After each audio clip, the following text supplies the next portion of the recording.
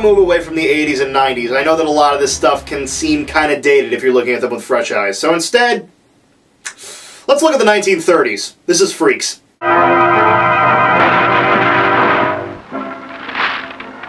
We didn't lie to you, folks.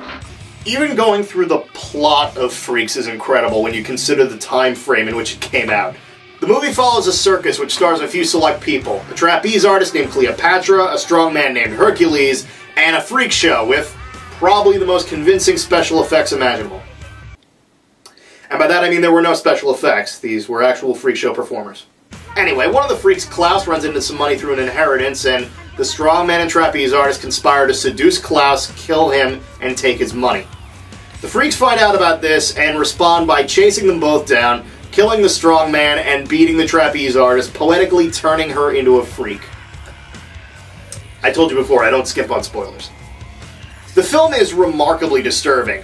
Not just for the fact that you're basically seeing an hour-long freak show with a murder at the end, but the way it's shot, it's genuinely pretty scary. The fact is, you grow to appreciate the freaks more than the undeformed, shall we say. They really give the characters decent build-up, rather than just parading them on stage.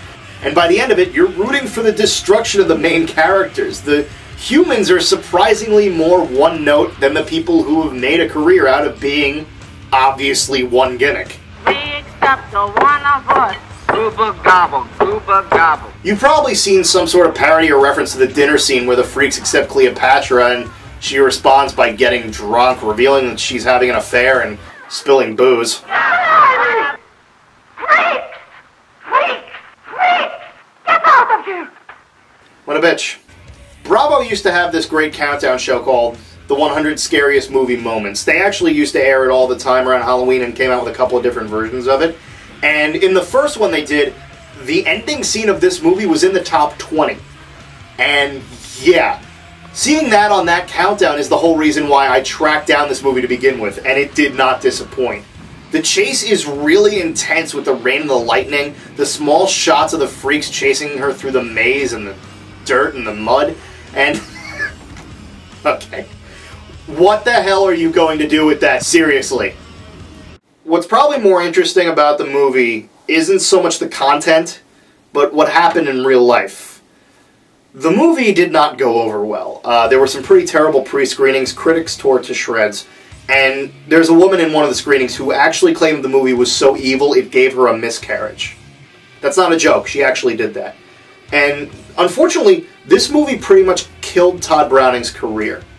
He edited some of the more gruesome and controversial scenes as best he could, tacked on a happy ending, but still, the movie was a flop. It was banned in the UK until the 1960s, and Browning was basically blacklisted from the film industry. He directed Bela Lugosi's Dracula, and he couldn't get a project greenlit after this. You'd think Universal would want to hold on to this guy forever, but he only made 2 more movies after this. He made Devil Doll and Mark of the Vampire, and none of them were very good. It's really a shame that this movie wasn't appreciated in its time, because it's genuinely an impressive, beautifully shot and constructed movie. Even with the edits done to it, it's only about an hour long now. It feels very naturally scary and well told. It's a good story. It's held up surprisingly well. It was in the public domain for a while, and the last time I checked, it's still up on the Internet Archive movie database, so check it out for yourself. If you're willing to brave the mystery, the shock, the unquestionable horrors from the world of the unknown. That's my 1930s Sideshow Barker voice.